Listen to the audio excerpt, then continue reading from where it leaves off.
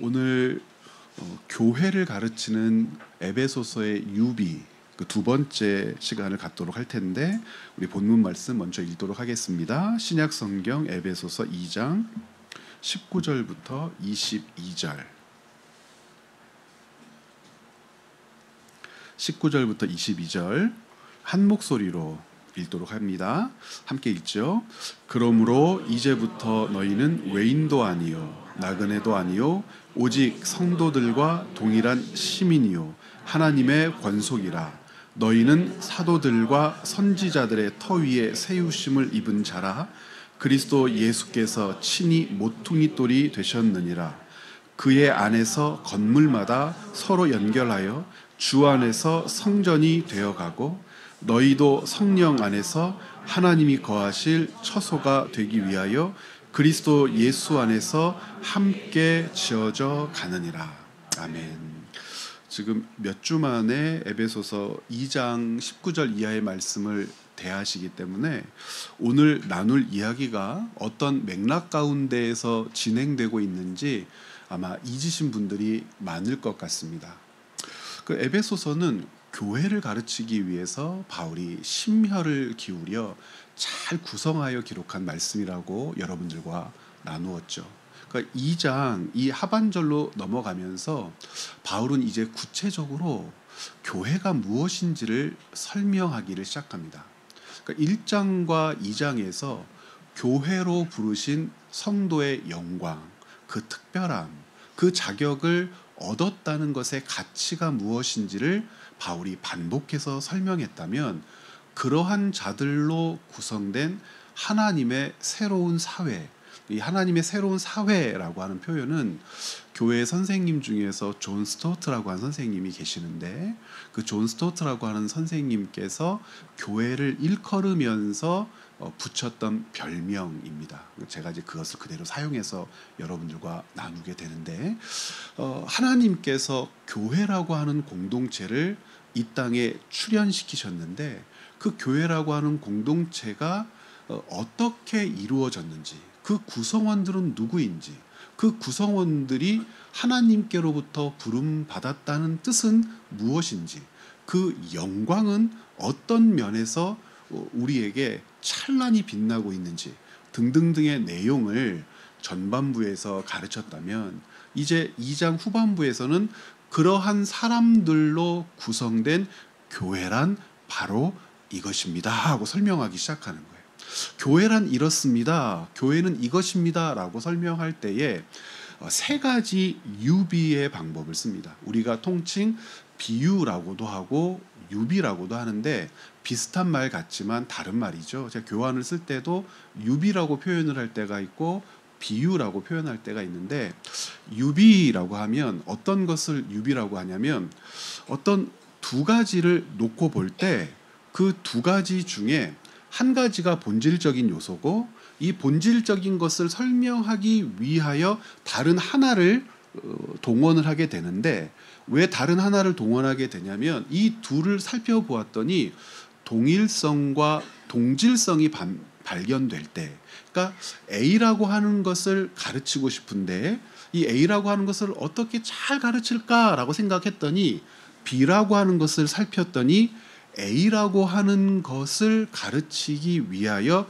필요한 것이 발견되었다는 거예요. 그래서 이 B를 가지고 A를 가르치면 A를 더 잘 이해할 수 있을 때 우리 이것을 비유를 든다라고 얘기를 하잖아요. 그런데 비유를 든다라고 하는 것에서 한 걸음 더 나아가서 이 둘은 동일한 성격을 가지고 있고 동질적인 면에서 차용적인 의미가 확인될 때 우리는 그것을 유비라고 부른단 말입니다. 유비.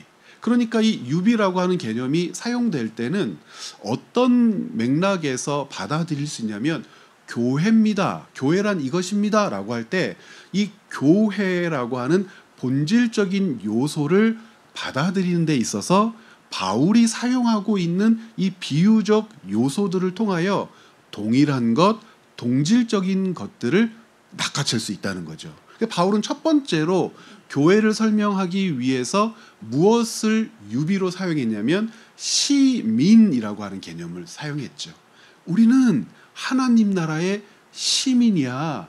교회라고 하는 공동체는 하나님 나라의 시민이 모인 공동체야. 우리가 지난 시간에, 그러니까 지난 시간 그럼 지난 주가 아니라 바로 요 에베소서의 이 단락을 공부했던 지난 시간이란 말입니다. 왜 바울이 시민이라고 하는 개념으로 교회를 설명했냐면 우리가 알고 있는 시민이라고 하는 개념과 1세기 당시에 바울이 시민하고 부르는 개념이 정말 달랐기 때문에 그렇습니다. 여러분, 전주 시민 그랬을 때 이 전주 시민으로서 어떤 특권을 누리고 계시죠? 전주 시민과 대구 시민이 다릅니까? 전주 시민이 좀 난 것 같아요? 같죠? 전주 시민과 부산 시민이 같고 전주 시민과 서울 시민이 우리는 같아요. 그렇지 않습니까? 옛날에는 서울을 특별시라고 해가지고 서울에 살면 특별한 사람이라고 생각했던 때가 있었는데 제가 서울에 30년 넘게 살았지만 하나도 안 특별하거든요. 그런데 사람들은 그렇게 인위적으로 뭔가를 붙이지만 특별한 것을 하나도 발견할 수 없어요. 그런데 바울 당시만 하더라도 로마 시민과 에베소 시민은 달라요. 로마 시민과 데살로니가 시민은 달라요. 로마 시민과 예루살렘 시민은 달라요. 로마 시민이 가지고 있는 시민됨이라고 하는 것은 로마라고 하는 권위로부터 부여된 특별함이 있습니다. 권한이 있어요. 권력이라고 하는 것이 있어요. 그러니까 로마 시민이라고 했을 때 이 시민이라고 하는 명칭은 앞에 붙는 로마라고 하는 이 전제 때문에 완전히 달라지는 거예요. 그래 똑같은 시민이라도 여기서 말하는 똑같은 시민은 자유인을 이야기하는 것입니다. 이 당시에는 자유인이 있었고 이 자유인 중에는 로마 시민이 있었고 로마 시민 외의 자유인이 있었고 이 자유인에도 들지 못하는 노예 계급들이 있었겠죠. 그런데 똑같은 시민이라도 로마라고 하는 이 이름이 부여한 시민의 권위와 똑같은 자유인이라도 로마가 아니라 다른 도시나 다른 민족적인 특질이 부여한 권위가 완전히 달랐단 말입니다. 동일하게 사람이고 동일하게 남자고 동일하게 여자고 동일한 어떤 직업을 갖고 있다 하더라도 로마 시민이 갖고 있는 자기 삶의 영역에서 누리는 어떤 것, 부여받은 어떤 것과 다른 도시의 시민으로서 갖는 어떤 것이 달랐던 그때에 로마 시민이 된다라고 하는 것은 영예, 영광, 꿈과 같은 일이었었죠. 특별한 경우가 아니고서는 이탈리아 사람들 외에 로마 시민이 된다는 것은 거의 불가능했던 때. 그때 바울과 같은 사람은 로마 시민권을 획득한 특별한 사람이었단 말입니다. 그 로마 시민권을 가지고 있는 사람이 시민이라고 하는 개념을 가지고 에베소 교회 성도들에게 교회됨을 가르친다. 여기서 말하는 시민은 무엇을 전제하는 거냐면 첫 번째는 자유인됨이고 두 번째는 로마라고 하는 이름이 부여하는 그 특별함과 권위와 그리고 그 권위와 특별함을 발산하면서 누리는 그들만의 영광스러움을 전제하고 있는 것이겠죠. 로마가 부여하는 그 시민됨도 이러한 차별성이 있고 다른 사람과 비교했을 때 이런 독특함과 특별함이 주어지는데 하나님 나라 시민이라고 한번 해보자는 거예요. 하나님 나라 시민들이 모인 공동체라고 해보자는 거예요. 하나님 나라 시민이라고 하는 그 사람들이 모여서 형성된 공동체는 얼마나 특별하며 귀하며 아름다우며 존귀하겠는가. 교회를 시민이라고 하는 개념으로 이 유비를 사용하여 첫 번째로 가르치다는 거예요. 그러면 이 유비에서 발견되는 시민의 특별함이 있을 것 아닙니까? 동질성과 동일성이라고 하는 것이 있지 않겠습니까? 이와 같은 관점에서 교회를 시민이라고 하는 개념으로 첫 번째로 가르쳤어요. 오늘은 두 번째를 살펴보려고 합니다. 두 번째는 19절 하반절에 나와 있는 개념인데 교회를 설명할 때 어떤 유비를 도입해서 설명하냐면 권속이라고 하는 개념입니다. 권속. 이 권속이라는 말을 우리 개역개정 성경은 지금도 사용하고 있지만 아주 옛날에는 사용했죠. 그러니까 우리 아버지들은 아내를 얘기할 때 우리 식구 이런 표현 썼죠. 혹시 여러분들의 아버지들 중에 엄마를 가르쳐서 우리 식구라고 부르시는 아버지들 경험하신 분들 계세요? 우리 식구. 지금도 그러신 분들 계세요. 우리 식구. 그런데 이 우리 식구라고 하는 표현이 우리 때문에 친근하게 보일지 모르지만 권속이라고 하는 말과 같은 말이거든요. 함께 모여 사는 가족을 지칭하는 말이기도 하지만 제가 지난번 교환에는 각주를 달아드렸죠. 사전을 찾아가지고. 이 권속이라고 하는 말은 자기 아내를 낮춰 부르는 말이에요. 아내를 낮춰 부를 때 권속이라고 하고 우리 식구라고 이야기를 합니다. 그런데 바울이 이 권속이라고 하는 말을 가지고 교회를 소개하고 교회를 설명할 때 권속이라고 하는 이 말이 가지고 있는 내용, 담고 있는 뜻이 교회라고 하는 것과 비슷한 정도가 아니라 동일한 것, 동질적인 요소가 있기 때문에 제가 이것을 유비라고 불렀잖아요. 동일한 것, 동질적인 요소가 있기 때문에 권속이라고 하는 말을 가지고 와서 무엇을 설명하려고 한다고요? 교회를 설명하려고 한다고요. 왜 바울은 권속이라고 하는 개념을 가지고 와서 교회라고 하는 이 공동체를 소개하려고 할까? 다른 데 있지 않고요. 1페이지 하나님의 가족이라고 하는 단락 첫 번째와 두 번째 줄을 보면 제가 이렇게 써놨어요. 성도의 교회됨을 설명하기 위해 사용된 단어 권속은 교회 공동체가 단지 정치적 공적 범주로서 나라 개념만으로는 설명할 수 없는 어떤 것이 있기 때문에요. 관계의 친밀함을 가지고 있기 때문에 그래요. 그래서 이 권속이라고 하는 말을 가지고 관계의 친밀함을 드러내고자 합니다. 그럼 이 관계의 친밀함이라고 하는 것이 왜 교회라고 하는 공동체를 통해서 드러나야 할까? 이것은 하나님의 백성들에게 주어진 권한이기도 하고 위로이기도 하고 특권이기도 한데 하나님 백성들에게는 권한, 위로, 특권이 무엇을 통하여 확인되고 주어지는 그런 모습으로 나타나냐면 특별히 하나님과 우리의 관계입니다.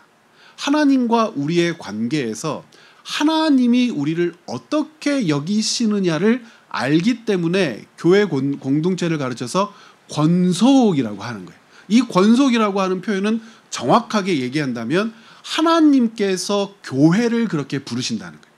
옛날 우리 아버지들이 아내를 가르쳐서 우리 식구라고 하는 것처럼 하나님께서 당신께서 친히 이 땅에 제정하신 기관인 교회를 가르쳐서 권속이라고 부르신다는 거예요. 어떻게 권속이라고 부르십니까?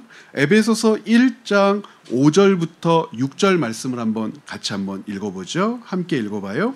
그 기쁘신 뜻대로 우리를 예정하사 예수 그리스도로 말미암아 자기의 아들들이 되게 하셨으니 이는 그가 사랑하시는 자 안에서 우리에게 거저 주시는 바 그의 은혜의 영광을 찬송하게 하려는 것이라. 로마서에서는 6장부터 8장 사이에 여러 번 반복되는데 우리를 양자로 삼으셨다라고 얘기하죠. 우리를 양자로 삼으셨다는 것은 우리가 누구의 형제임을 하나님께서 성령님을 통하여 보증하신다고요? 예수의 형제. 예수의 형제면 곧 뭐라고 불렀어요? 상속자요. 예수께서 영광을 취하셔서 하나님 나라의 상속자가 되셨다면 우리가 예수 그리스도의 형제로 부름을 받았다면 예수 그리스도의 형제로 불린다면 두 가지를 구분하셔야 됩니다. 예수 그리스도의 형제로 부름을 받았다라고 하는 것을 에베소서 1장 5절부터 6절, 특별히 6절에서는 어떻게 설명합니까? 사랑하시는 자 안에서 우리에게 거저 주시는 바요. 그래서 은혜로 우리가 예수 그리스도의 형제로 부름을 받았다. 예수 그리스도의 형제로 부름을 받은 이 사건이 은혜로 되어진 것인데, 은혜로 되어진 이 사건으로 말미암아 우리는 어떤 자격을 얻게 됐냐면 예수의 형제라고 하는 자격을 얻게 됐다. 그러니까 예수의 형제가 되었다는 것은 예수 그리스도께서 취하실 하나님 나라의 영광의 상속자가 우리에게도 주어진 하나님의 은혜의 역사로 나타나게 되었다. 그런단 말이에요. 두 번째는 어디에도 이런 말씀들이 있습니까?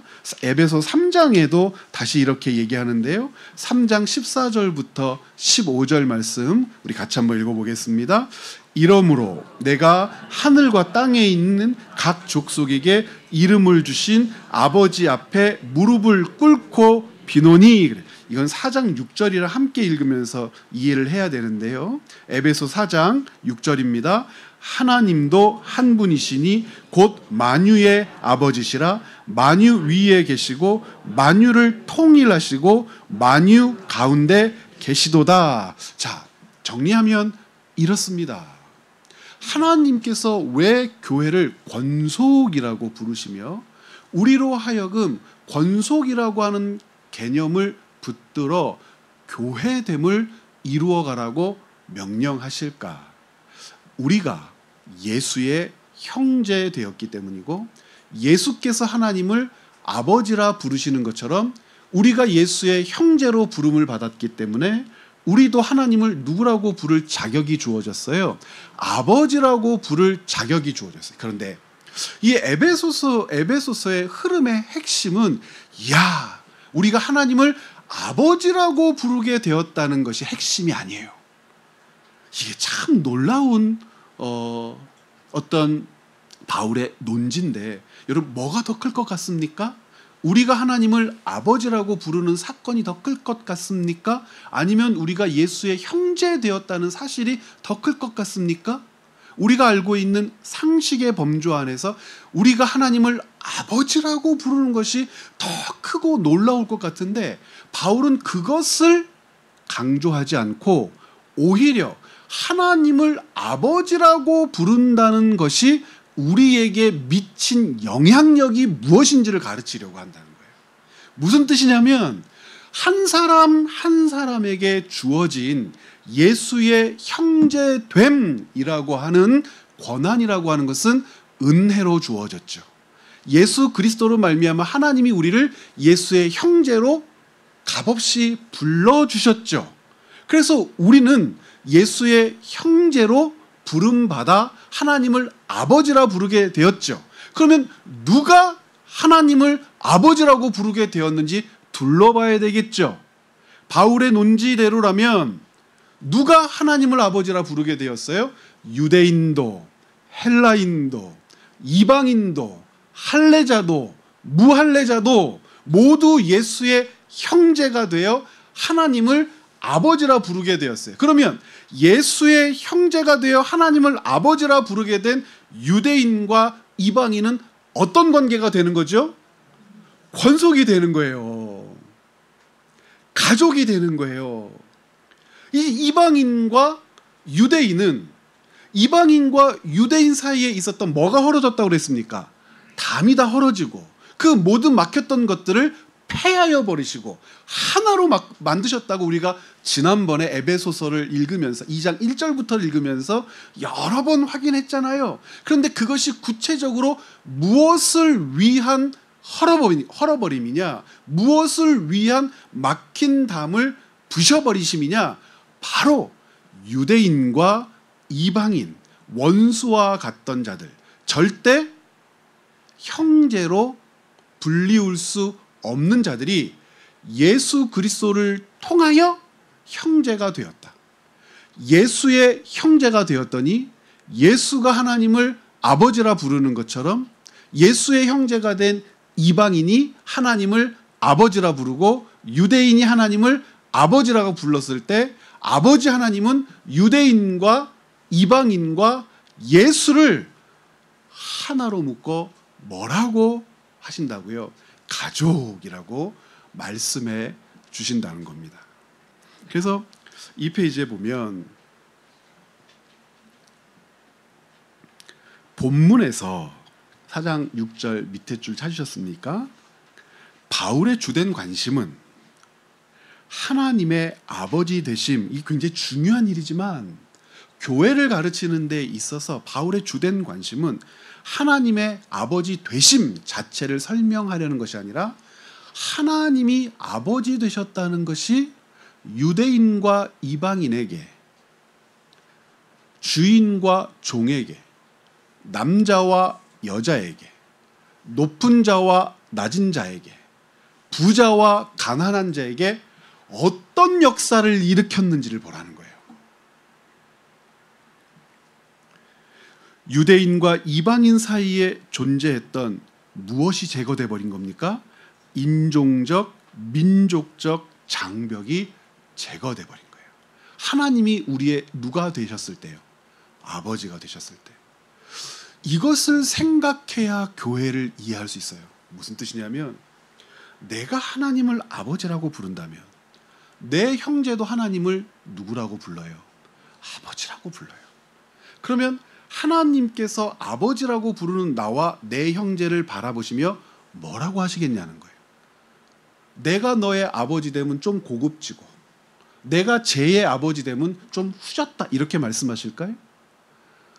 나는 네가 부르는 아버지라고 하는 그 부름을 들을 때마다 너무나 기쁜데 얘가 나를 아버지라고 부를 때는 찜찜하게 그지없다라고 하실까요? 그런 일이 없다는 거예요. 우리가 예수의 형제가 되어 하나님을 아버지라고 불렀을 때 하나님께서 아버지라고 부르는 남자와 여자를 차별하지 않으시죠. 주인과 종을 차별하지 않으시죠. 부자와 가난한 자를 차별하지 않으시죠. 권력 있는 자와 없는 자를 차별하지 않으시죠. 바울이 반복해서 예를 들고 있는 유대인과 이방인을 차별하지 않으시죠. 그것을 믿어야 교회됨이 가지고 있는 은혜의 영광을 서로에게 선물하며 가르칠 수 있는 성숙한 공동체로 나갈 수 있다는 거예요. 그러면 이 이야기를 통해서 바울이 에베소 교회에 교회가 무엇인지를 가르치기 위하여 우리는 권속이다라고 하는 표현을 썼고 하나님이 우리를 부르실 때 나의 권속이라고 말씀하시며 서로와 서로를 형제라고 가족이라고 말씀하시니까 에베소 교회 공동체야, 에베소 교회야 너희들이 그렇게 하나님께서 기뻐하시는 주님의 몸이 된 거야 라고 말을 했단 말이에요. 에베소 교회가 이 사실을 어떻게 받아들였겠어요? 받아들였겠습니까? 에베소 교회에 있는 유대주의자와 유대인들이 이방인과 권속이라고 하는 것을 인정했을까요? 할례 받은 자들이 무할례 받은 자들과 우리가 하나라고 하는 사실을 용납했을까요? 주인이 종들에게 한 몸 되었다라고 하는 사실을 인정하며 그들을 나의 형제라고 이야기했을까요? 관원과 권력자들이 노예와 종과 연약하고 힘없는 자들을 향하여 자기들이 가지고 있는 힘이 그들을 위한 소명의 주심이라고 하는 사실을 깨달으며 그렇게 힘을 발휘하며 살았을까요? 아니라고 하는 것을 우리가 안단 말이에요. 에베소 교회가 아니라고 했을 때에 그 교회가 어떻게 됐는지 여러분 기억하시죠? 다른 방향에서 다른 방법으로 자기들의 독특함과 우월함을 자랑하기 시작했어요. 권속인데, 형제인데, 자매인데, 가족인데 교회는 그렇게 인정되고 교회는 그렇게 하나 되고 교회는 그렇게 하나님의 뜻을 펼쳐내야 될 의무를 가진 공동체인데 아니라는 거예요. 유대인들은 그래서 어떤 짓을 했습니까? 디모데전서 말씀 여러분 이제 기억하시지 않습니까? 1장 4절부터 보면은 헛된 신화와 족보를 자랑하고, 어떤 자들은 학식을 자랑하고, 어떤 자들은 자기들이 가지고 있는 종교적 고상함을 자랑하고, 어떤 자들은 자기들이 추구하는 방향의 옳음을 자랑하면서 결혼도 하지 못하게 하고, 음식도 맘대로 먹지 못하게 하고, 법과 질서를 하나님께서 우리에게 주셨을 때에 누리는 자유는 사라져버리고 거기에 얽매이되 형제를 얽매이게 하고 자매를 얽매이게 하되, 얽매이는 것에 그치지 않고 자기가 행하는 일을 형제가 행하지 않으면, 즉 내가 음식법을 지키는, 율법을 지키는 것을 형제와 자매가 지키지 않으면 정죄하고 욕하고 비난하고 비판했단 말입니다. 에베소 교회를 목회하는 디모데가 그래서 우리가 전문 용어로 사용했잖아요. 폭폭했다고. 폭폭해서 목회 그만하겠다고 여러 번 바울에게 나 그만하고 싶다고 얘기를 했다고요. 채빛교회를 한번 보십시오. 교회라고 하는 공동체, 교회라고 하는 이 호칭의 가치를 붙들어낼 때 우리는 하늘 시민입니다 라고 하는 말이 1세기적 관점에서 깨달아지면서, 야, 교회의 그 특권과 영광이란 놀랍구나. 여기까지는 괜찮거든요. 교회를 가르쳐서 하나님의 권속입니다 라고 얘기하면 이 말뜻이 무엇인지 모를 때에는, 그렇지, 우리는 권속이지 가족이지. 그래. 그런데 이 권속이지 가족이지 라고 하는 이 말이 교회를 가르치는 가치로서 우리 안에서 작용해야 한다고 할 때 이제 좀 더 구체적으로 한 걸음 더 들어간단 말이에요. 내가 하나님을 아버지라고 부를 때, 그가 하나님을 아버지라고 부르는 것에 대하여 하나님이 차별하지 않으시고 둘 다 귀한 내 아들이며 딸이라고 말씀하신다고 할 때, 누구의 말이 옳고 누구의 말이 옳지 않고, 누구가 더 잘했고 누구가 더 잘못했고, 누가 더 유익하고 누가 더 무익하고가 도대체 무슨 의미가 있냐는 거예요. 생각을 한번 여러분 고민하면서 한번 해보십시오. 권속됨을 알고 권속됨의 가치를 붙들어 낼 때, 그리고 권속이라고 하나님께서 우리를 묶어 당신의 자녀라고 말씀해 주실 때, 그 자녀됨이라고 하는 것이 예수 그리스도 말미암아 주어진 은혜이고 하나님의 부르심으로 말미암아 얻게 된 영광의 자격이고, 예수가 우리의 형제 되었기에 예수와 함께 하나님 나라의 상속자 되었다라고 하는 그 소중한 가치를 잊지 않고 붙들어내는 우리에 대한 이해라면, 나만 그렇다고 생각할 수 없는 것이 하나님의 백성인 우리가 취해야 될 겸비함 아닙니까?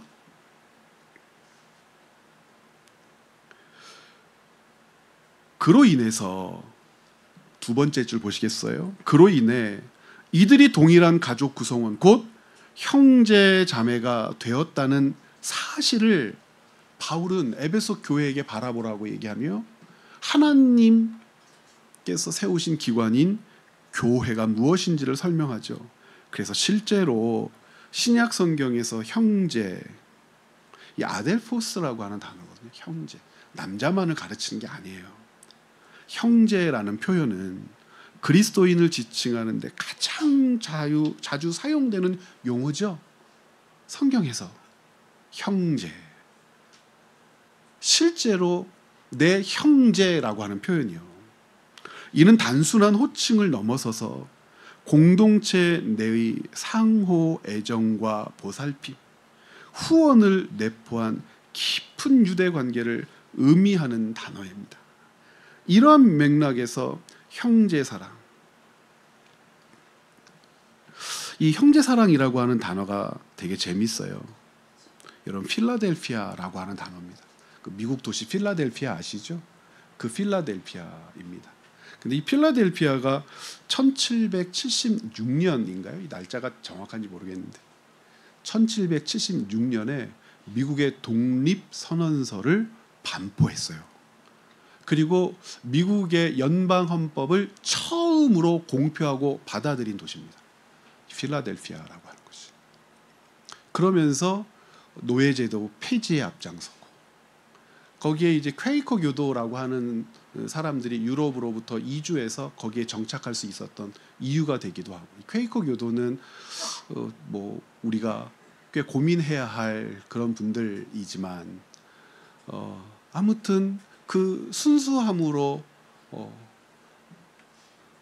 헌법을 제정하고 독립선언서를 반포하면서, 그래 지금 그 필라델피아의 그 유명한 도시 여러분 혹시 아세요? 켄싱턴이라고 하는 도시, 그 마약의 소굴이 되었죠. 펜타닐이라고 하는 마약, 이게 서가지고 계속 혹시 보셨습니까? 무서운 도시가 되었는데 참 아깝죠. 거기 유명한 대학도 있습니다. 유니버시티 펜실베니아에서 유펜이라고 하는 유명한 대학도 있고 훌륭한 도시인데, 지금 하나님 나라 가셨던 분이 한 2분 계셔서 제가 이런 얘기를 하고 있는 겁니다. 네. 이제 조금 이제 저를 보고 계시는군요.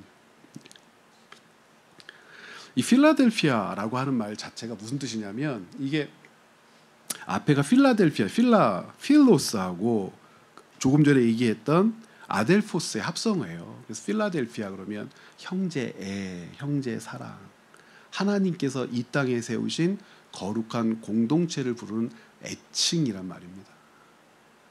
채비교회는 필라델피아입니까? 여러분 그렇습니까?